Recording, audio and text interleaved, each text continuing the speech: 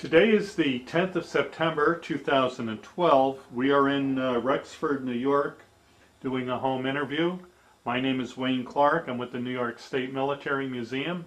Sir, for the record, would you please state your full name and date and place of birth, please? My name is Eugene Herold, and I was born in Clifton Park in May 17, 1930. Did you attend school in Clifton Park? Yes, I did. I went for 8 years in an elementary school, one-room school, and then after finishing 8th grade, I went on to Burn Hills Falls Lake Central School and graduated from there 4 years later. And what year was that? 1947. And when you graduated from high school, did you go right to work? Did you go on to college? Or what did you do? I didn't go to college. I took a vocational course during high school, and I was able to get a job in a garage, a repair shop. Being after the war, there seemed to be a lot of repair work for different vehicles and like that, so I was able to get a job locally, and I started working in the garage as well, starting out to do mechanical work and like that for 3 years, I guess. Okay. Now I see you entered the Marine Corps in January of 1952. Now, were you drafted or did you enlist? I drafted. Yeah, what it was at that time, the Korean conflict was going on, and as a result, everybody that was able had to be drafted. And my twin brother, incidentally, was drafted before I was, and he went in the Army. And at the time, everybody anticipated around here that I'd be drafted in the Army and be in the same branch of service. As a result, when I got to down in Albany, New York, for the draft board, I was chosen to go in the Marine Corps. I was drafted in the Marine Corps. They were apparently short of personnel at that time, and that was it. I was drafted in the Marine Corps at that time. Yes, sir. Okay. Where did they send you for your basic training? I went to Parris Island, South Carolina, and received my basic training of, I don't know, 8 to 10 weeks, I believe. Now, was that your first time away from home? Basically, other than we took it after graduation from high school. My brother and I and another fella drove to Florida and back and spent the first winter in Florida. Oh, I see. But other than that, that was the first time for a period of time, a long time. All right. Now, when you went to basic, was there anyone there from Clifton Park or Albany? No, sir. There was apparently, the way that I understood anyway, that in this region there were 5 draftees that were sent in the Marine Corps, and the furthest one north was in Glens Falls, and then they were scattered. I didn't know anyone. There was the fellow from Glens Falls. He was our leader, so to speak. Had the paperwork, and he was in charge of making sure we got where we're supposed to, and he was with us. So, but I didn't know anyone. No, sir. No. Once you completed your basic training, where did they send you next? The reason, and I could never quite understand, but maybe because of my mechanical background or whatever, I was sent up to Quantico, Virginia, at Marine Corps Schools at Turner Field, and that was the air strip there at Quantico, Virginia. And I was put into an engineering squadron, the only one of its type, unattached by any Marine Air Wing, and I was put in what was known as a check crew to learn the details of maintenance on the aircraft that we worked on. Now, what type of aircraft was that? Over the period of time that I was there, we started out with a squadron of F-6S Grumman Hellcats. They were the fighter plane from the Navy. And Now, were these all World War II planes that were left over from the war? Yeah, they were all. I guess the way it worked, that the Navy sent them to the Marine Corps, and then they were brought up and put in our squadron.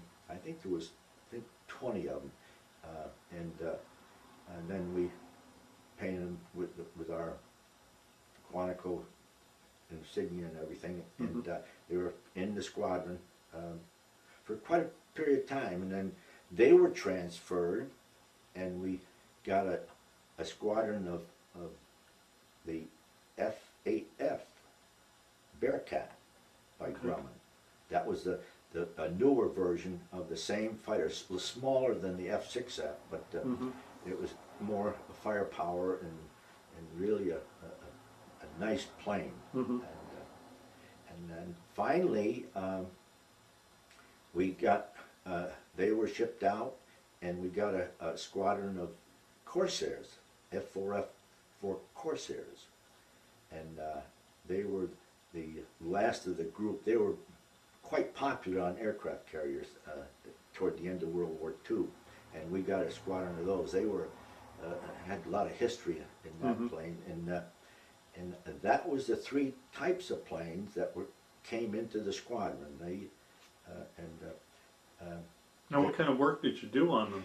Well, I started out in what was known as a check crew. A check crew in an engineering hangar pertained to pulling maintenance on the aircraft themselves, whatever it took.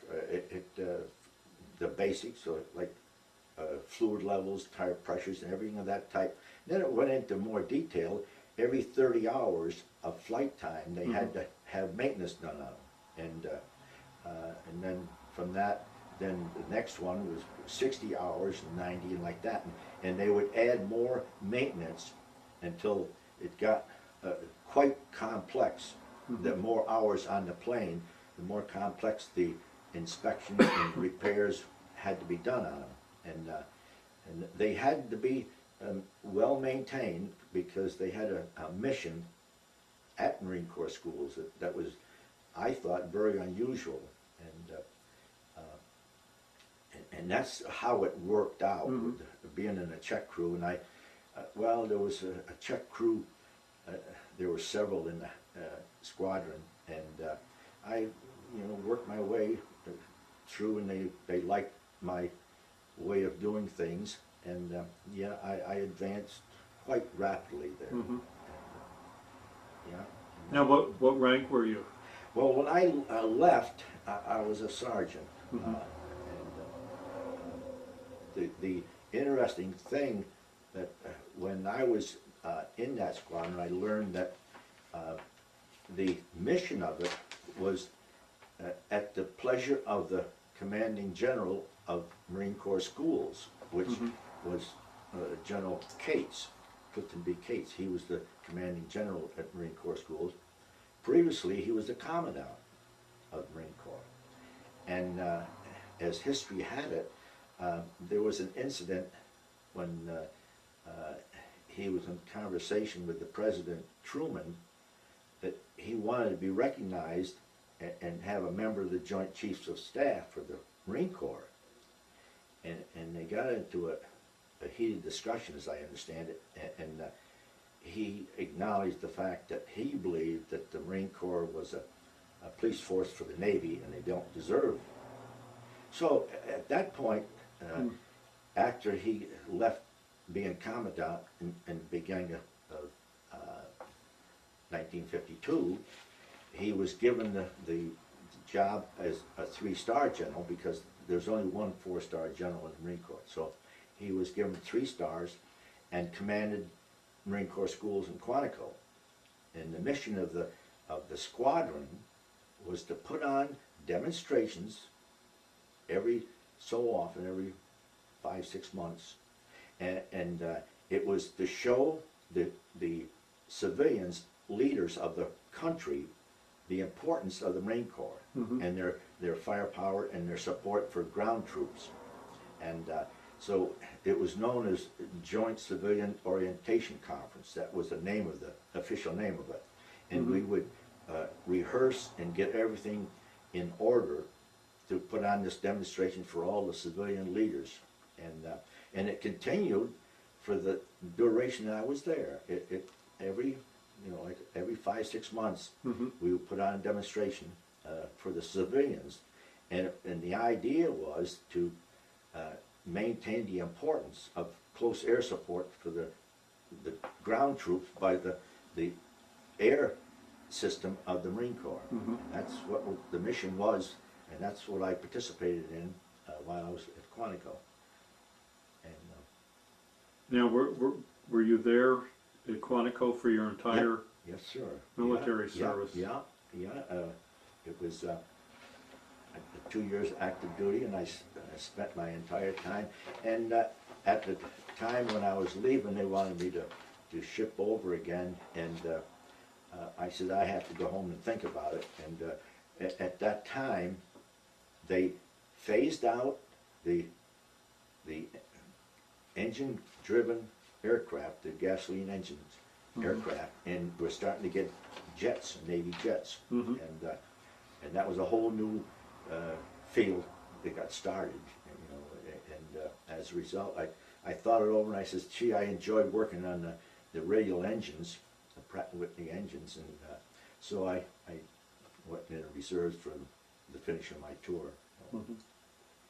Now you mentioned Colonel Marion Carl, and did you know him personally?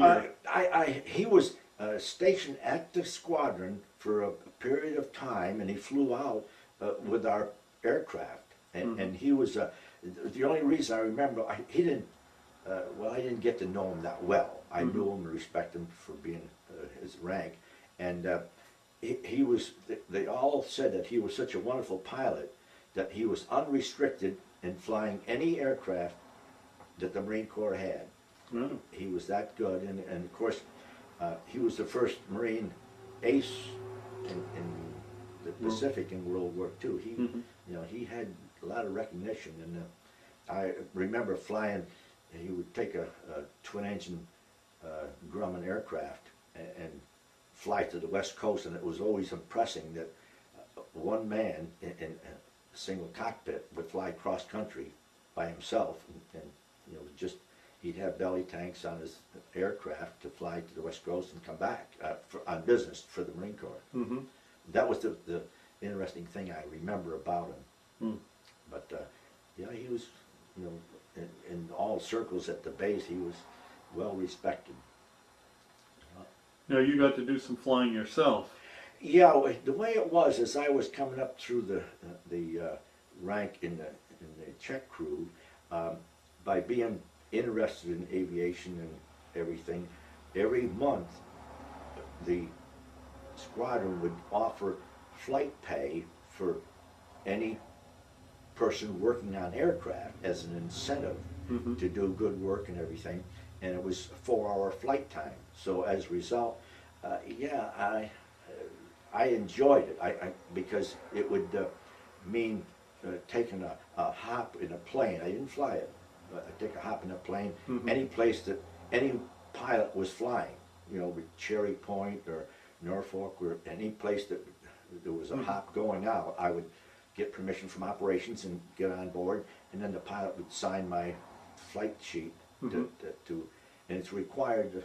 I had to get 4 hours a month. It doesn't sound like much, but in a fighter plane or whatever, it was you had to keep track of it, or you missed out on a monthly basis. But I enjoyed it, and I always participated and always got my time in, and it was enjoyable. Now, what kind of money were they paying you for flight time? Do you recall? $50 a month extra, and when I got there, it was $75 for private first class a month, and that's what the pay was. So that was pretty good pay for you. Yeah. You figure with everything else is paid for, the uniforms and lodging and meals and everything. So and education, I enjoyed it, and I appreciated the fact I was able to deal with working on aircraft. Mm-hmm. You know, I always liked that. So, yeah. All right. So oh, before I forget, why don't you show us those pictures and tell us a little bit about them? Well, these are when I came home on leave after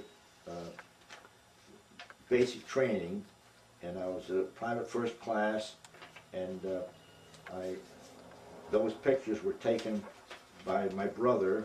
Yep. And at the time, it was he lived right next door to where I lived, and Okay. we took pictures of. Well, I think it was probably in late April or May, sometime around then is when I had the pictures taken.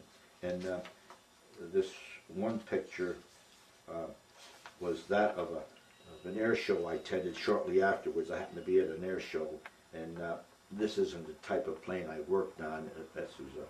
I knew the fellow that had that plane. It was a Mustang P-51. Oh yes. Yep. That's about the extent of the pictures. Yeah. Okay. So you got out of the Marine Corps in January of 1954. So you spent 2 years. Yes, sir.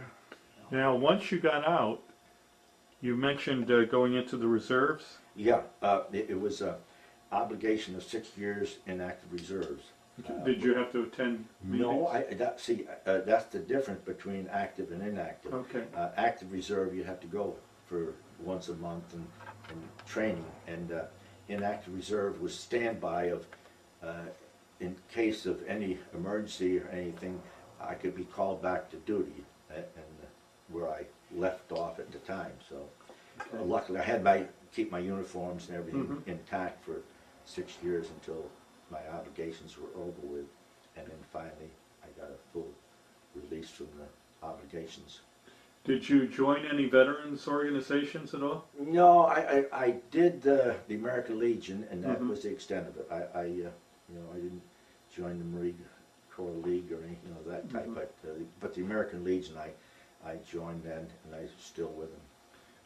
Did you stay in contact with any of the people you were in service with? A few of the fellows. There was one fellow, in fact, from Detroit, Michigan, that he was in the same squadron with me, and when he came home from serving down in Quantico with me, he got married, and he was on vacation heading east to the coast one time, and he stopped and visited. Couple of years afterwards, and that was about the only extent of any person that I was stationed with that I kept in contact, and we exchanged Christmas cards like that. But other than that, that was about the extent of it. Okay.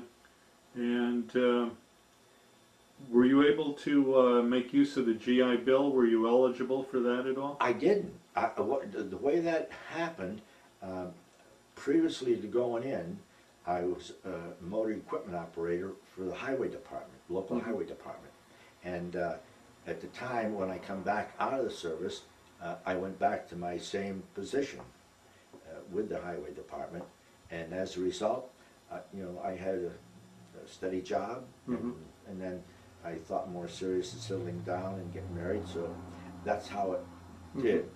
And finally, with the highway department, I spent, I think it was a total of 49 years with them. Wow. And finally ended my career as deputy highway superintendent. So that's how that ended.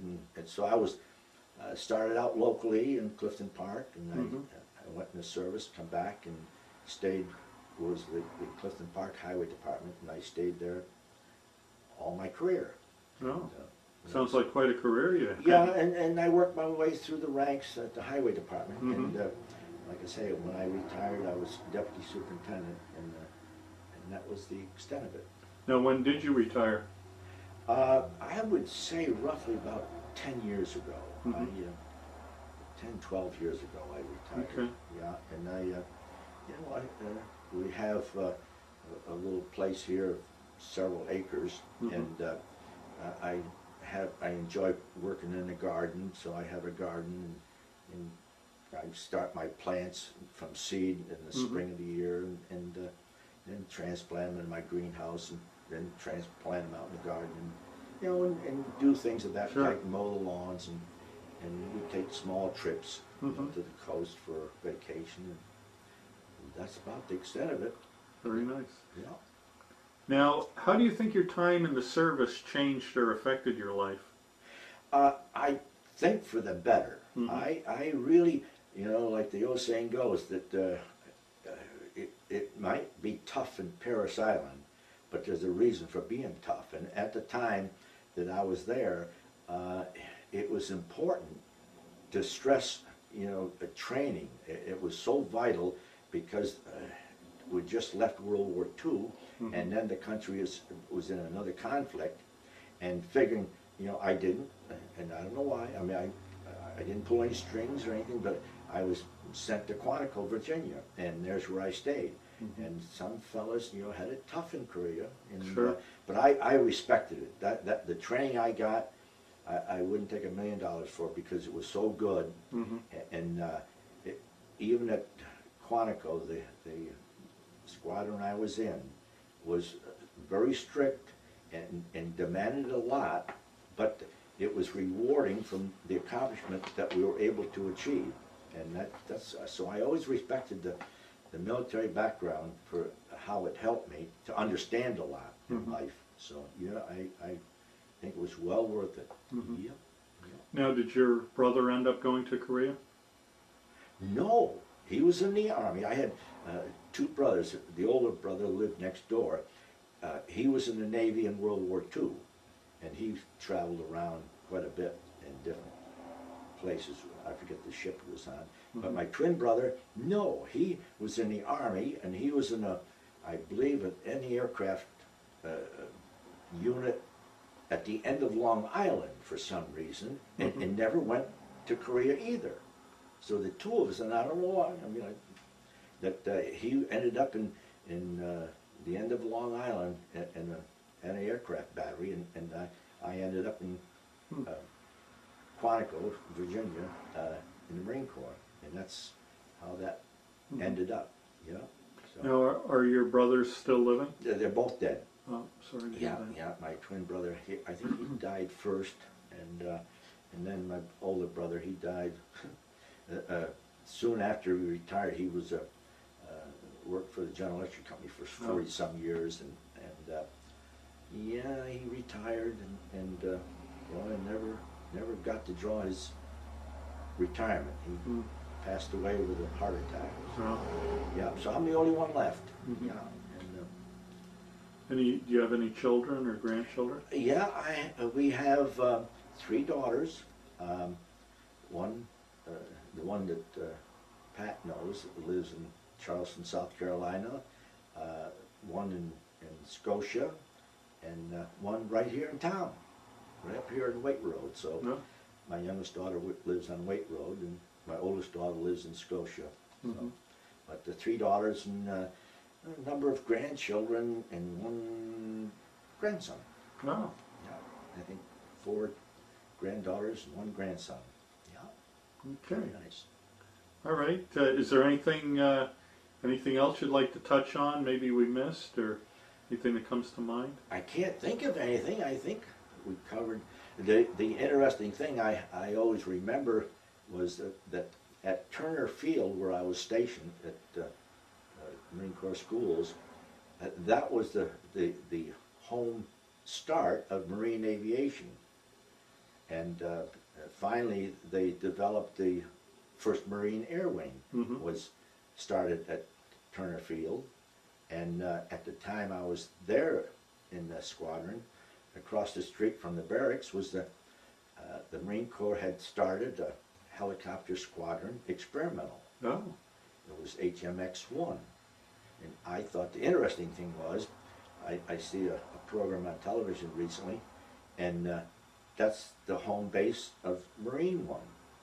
They still have the President's helicopter stationed at HMX-1 in Quantico. So I thought, I think that's, I thought it was interesting that there's a lot of history in that Turner Field at Marine Corps schools. Mhm. It's, Now, were you ever offered a chance to work on the helicopters, or? no, didn't. No, what it was at the time I was there, the Marine Corps was dealing with experimental use of helicopters. Companies would bring their helicopters there for experimental flying to get the pilots acquainted with that. Mhm. And it took quite a while, the whole time I was there, for the Marine Corps even to decide on one type that would be functional for the Corps. Mhm. And it was very difficult. And you know, different companies would bring up different helicopters, some that was unusual looking, that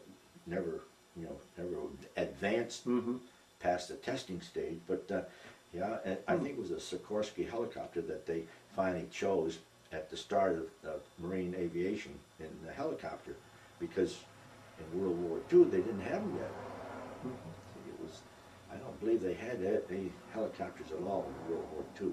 And, Well, I'm not sure if the Marines did. I think the Army did, but they were, it was in its total infancy. I mean, they only had very few of them. But they come a long way, and that's I thought it was interesting that the start of marine aviation and the helicopter business started right at Turner Field at Quantico.